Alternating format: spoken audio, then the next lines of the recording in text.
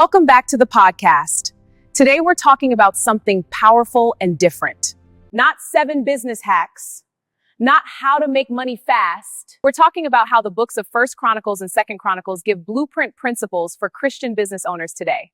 Yes, Chronicles. Most people skip it because of genealogies and temple records. But if you are building a business and you love God, this book is deeply strategic. Let's get into it. Chronicles shows us something important.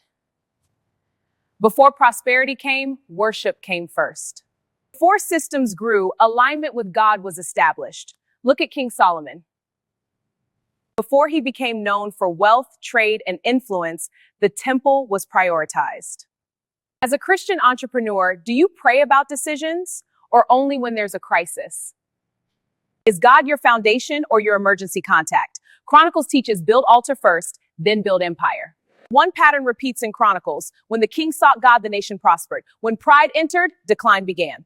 Look at King Uzziah. The Bible literally says he prospered as long as he sought the Lord. But when he became strong, his heart was lifted up. And that was the beginning of his fall. For business owners today, your biggest enemy is not competition, it is pride. I built this by myself. I don't need counsel. I'm too big to be corrected.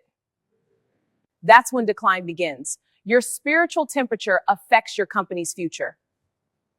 Many people think spirituality means just pray, but Chronicles is filled with assigned roles and structured worship teams. Financial organizations, security gatekeepers, detailed records.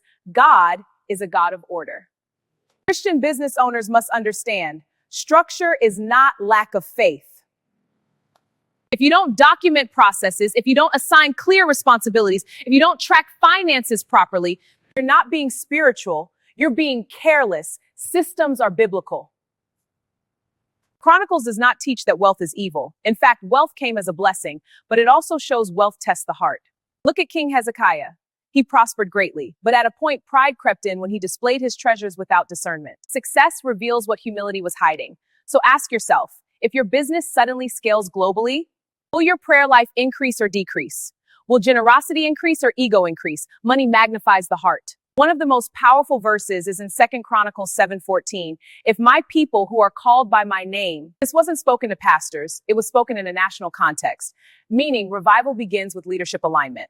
For Christian entrepreneurs, if your company is experiencing chaos, stagnation, toxic culture, or financial strain, before blaming the economy, ask, Lord, is my heart aligned? Humility precedes restoration. Chronicles focuses heavily on David's lineage. Why? Because God thinks generationally.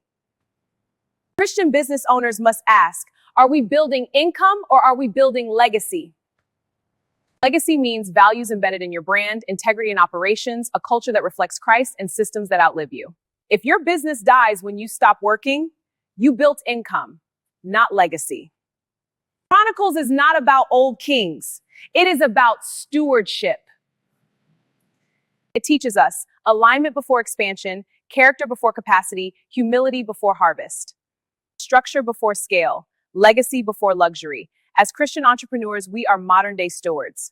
God may not have given you a kingdom, but he gave you influence. He gave you ideas. He gave you vision. Are you building like Chronicles teaches?